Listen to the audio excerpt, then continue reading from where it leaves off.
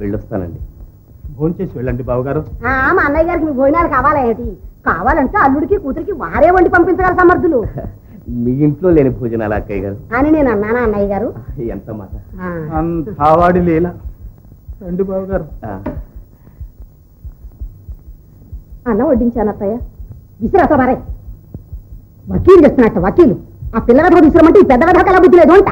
పూసపూస మేనమామ గారు ఇంటికి వచ్చినట్టు వచ్చి కూర్చుందా రాణి గారు. అదంతా అబ్బాయి వచ్చిన తర్వాత మాట్లాడుకుందాం.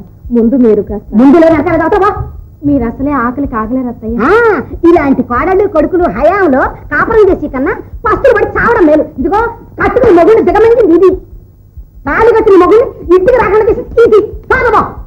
వీళ్ళిద్దరూ నాకు నీతులు చెప్పొచ్చారు. అమ్మా ఉండండి ఉండండి, మీ అందరి సంగతి ఇవాళ తేల్చి కానీ ఇంట్లో అన్నం తిన్న నేను. సై చుట్టి తలుపులన్నీ వేసాయి. ఆ గోపిగాడి ఇంట్లో కాలు పెడితే కాళ్ళు విరగొట్టేస్తాను ఇవాళ. ఊరుకో అక్కయ్య, అత్తగారి స్వభావం మనకు తెలిసిందేగా.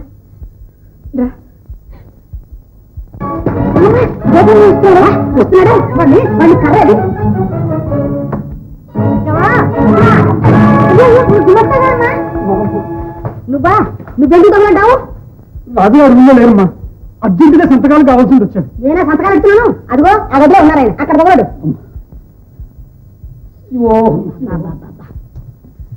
అసలే పైకి శరీరం, కాస్త ఏమైనా తినమ్మా. ఆ పిచ్చి కోపమైన తగ్గుతుంది. ఆ గోపి గారి సంగతి తెలిసిదాకా గాలి కూడా పేరుతాం. తలపై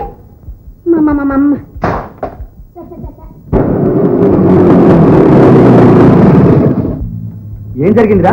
అపాయం, డేంజర్. నాన్నమ్మ ఎక్కడా? నాన్నమ్మ హాల్లో అగ్గి.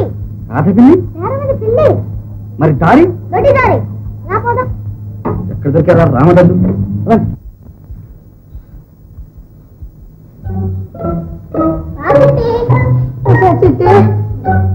గ్లాసులు మంచి రెండగా తగలయ్యా. ఇదిగో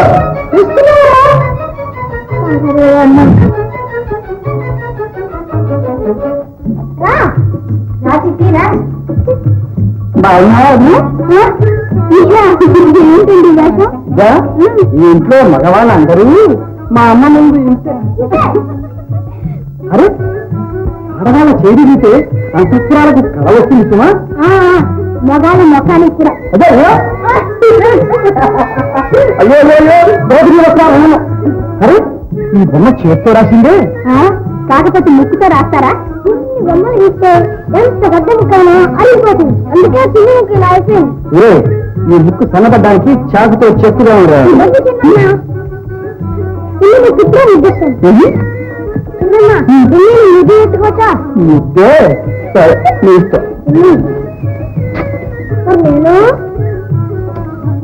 మరి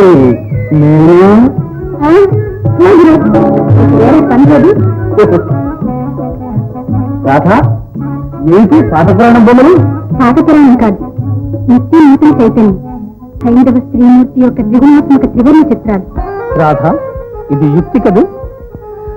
మగని ప్రాణము అతమామలకు చూపు, పరులుగై కొన్న రాజ్యము వైభవము, ముద్దు పాపల వరముగా పొందగలిగే వెలది సావిత్రి తన యుక్తి వలనగారే.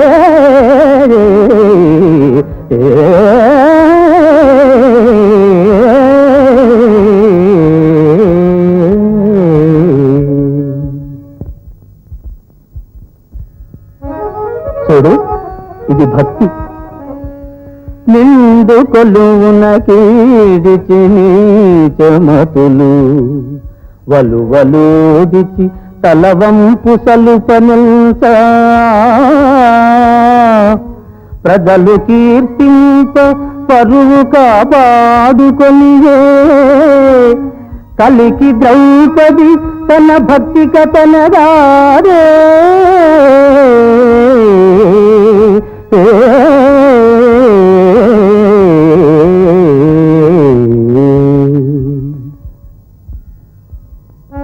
సరే ఇది శక్తి. దుష్టదానవ విద్రోహ దుఃఖ భార వివశమై విలపించెడు విశ్వమందు రాక్షసుల దృంచి శాంతిని రక్ష చేసే, కాళికామాత తన శక్తిక తనగాదే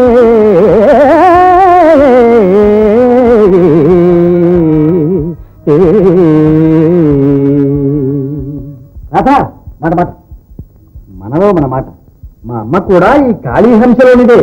కాకపోతే ఈ అమ్మ రక్షాశక్తి, మా అమ్మ భక్షాశక్తి, అంతే తేడా. ఇదిగో పెద్దవాళ్ళని అలా అనడం తప్పు కదూ. ఆహాహా, మా వదిలి గారు అప్పుడే పాఠాలు మొదలుపెట్టారన్నమాట. సరే కాని కాని పాఠాలకేం గాని మీరు భోజనం చేశారా? ఏమిటి నీకు ఇంకా తెలియదేమిటి? ఇంకా కొద్ది రోజుల పాటు మన ఇంట్లో భోజన ప్రాప్తి లేదు. నిశ్చయకాదశి. భయపడక, మన ఆంధ్ర కేఫ్లో అకౌంట్ పెట్టేశానులే. చిట్టి ఇందాక అనగా మంచినీళ్ళు అడిగాను. నాతో ఎప్పుడు చెప్పావమ్మా? ఇప్పుడు నువ్వు మేడం మీద కడుతుంటే చెప్పాను అంటే తెస్తానని కూడా అన్నావు. ఒక్క పూట వస్తుంటే నీ ప్రాణం పైచాన పడుతుంది. చెబితే వినవమ్మా. నేను మేడ మీదకి వెళ్ళాను. నన్ను తీసుకొస్తున్నాను అని అత్తగారితో ఒక్క మాట చెప్పుంటే ఇంటికి ఈ లాఠీ ఉండేది కాదుగా. అమ్మమ్మమ్మ, ఈ ఇంటి మరమ్మతుకు ఇదే మంచి నాంది. నీకెందుకు? మాట్లాడకుండా నే ఆడిన ఆటకల్లా తాళం వెయ్యి. నీకు చేతనైతే ఎదురు తిరిగి తాండవంచే. వదులు, మీరే నన్ను భయపెట్టారు గాని ఈ ఇంట్లో అందరు మంచి వాళ్ళే. అవునవును, అందరూ మంచి వాళ్ళే. చూస్తావుగా. చేరుకుంది రాధా, వస్తుంది. జాగ్రత్త.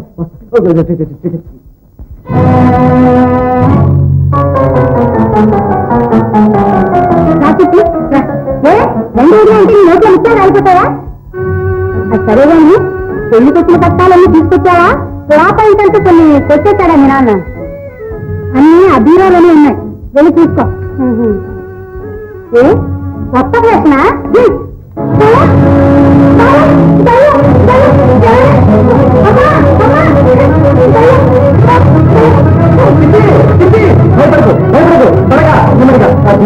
మన కాంభావత్తయ్య తన కొడుకుతో నువ్వు అపరం చేయడం లేదని వర్షాలలోంచి డైరెక్ట్ గా వచ్చి నీళ్లు పట్టింది. త్వరగా త్వరగా నువ్వు త్వరగా కాపం చేస్తాను. ఒట్టుగా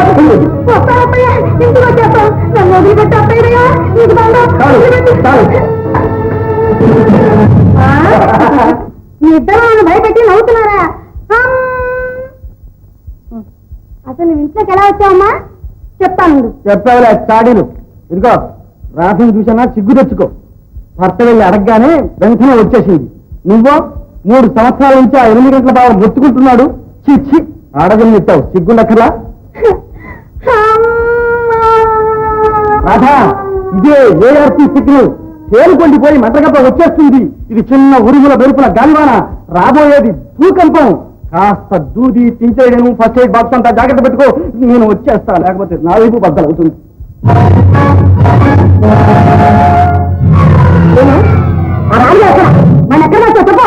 అత్తయ్య అలా పెడమహం పెట్టి మాట్లాడతాను. తలతో మాట్లాడు. నేను ఇక్కడ ఎవరమ్మన్నారు? వారు రమ్మన్నారు, వచ్చాను. నాకే ఎదురు సంగతం చెప్తావా? తన వంతు మాట్లాడు. వంతు వాడు రమ్మని వాడు వచ్చేదన్నా. ఇవన్నీ తాతగారు అనుకున్నావా? నా భర్త తాతగారి నీలాగే కాపురం చేయడానికి వచ్చిన కోడిని నల్లబడ్డాడు. నా తడక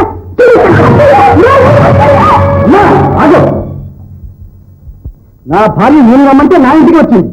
అడగవలసింది ఆయన ఉంటే నన్నడు. వెళ్ళాలి నాకే స్వప్న సిగ్గులేదు. ఇద్దరు కథకటి బయటపండి. అమ్మా దించేయి. మా అన్నలందరూ ఊరి వాళ్ళ ఆడపిల్లల మెడలో తాళి కట్టి ఈ ఖాళీ ఆవేశానికి బలిపడానికి అన్నట్లు తీసుకొచ్చి ఇక్కడ పడేశారు.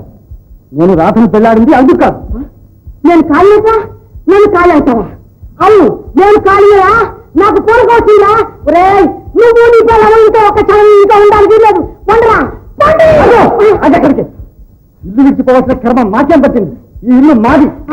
ఈ ఇల్లు నీదక? రే ఈ మంది మంది కనిపిస్తుంది. మర్యాదగా ఇంకొంచెం పోతావా? ఒక పోలీసులు వినిపిస్తున్నావా?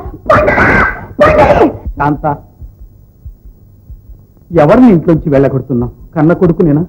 మీరు ఇలాంటి గర్భగతం కంటారని నాకేం తెలుసు? శాంత, ఆనాడు వాడు ఎన్ని అపశకునాలు చూపించినా వినకుండా నువ్వు బలవంతంగా పెళ్లి చేశావు. నువ్వు కావాలంటూ కట్టబెట్టిన పిల్ల కాపురానికి వస్తే బయటికి పొమ్మంటావా? మిమ్మల్ని నీటి దగ్గర ఎవరన్నారు? నా మాట విన్న వాళ్ళే ఇంకా ఉండాలి. నేను ఇక్కడే ఉంటాను. కావాలంటే నువ్వే నీ గుణం మార్చుకో. మొదట నీ కూతుర్ని అత్తవారింటికి పంపించు.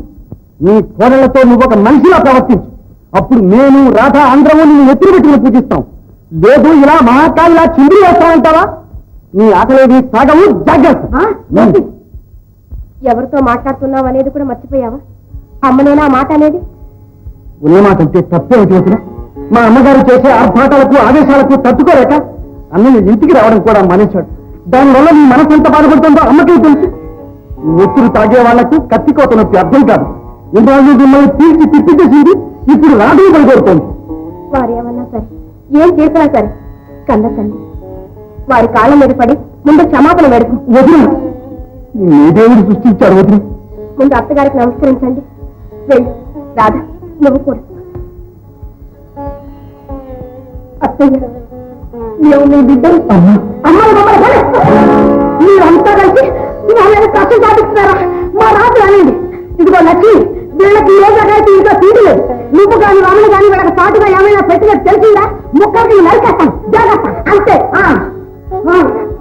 అంతా వాడు లేదా నాన్న?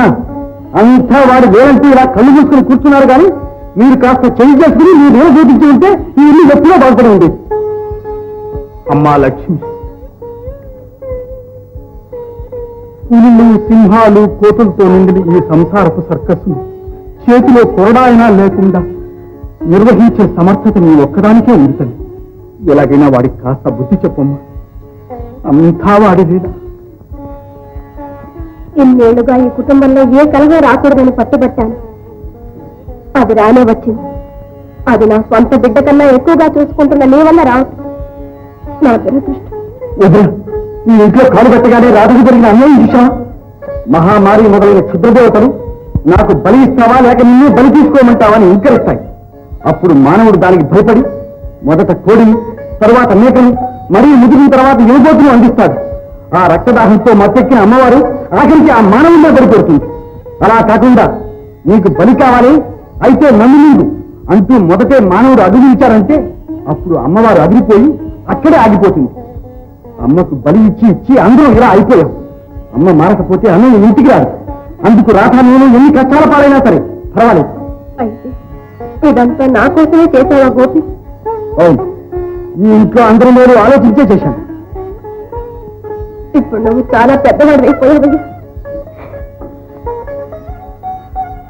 అక్క మనసు నొప్పించి మనం సాధించేదేమిటి? రాధ, నిప్పులో పడితేనే గాని బంగారానికి వన్నిరాదు.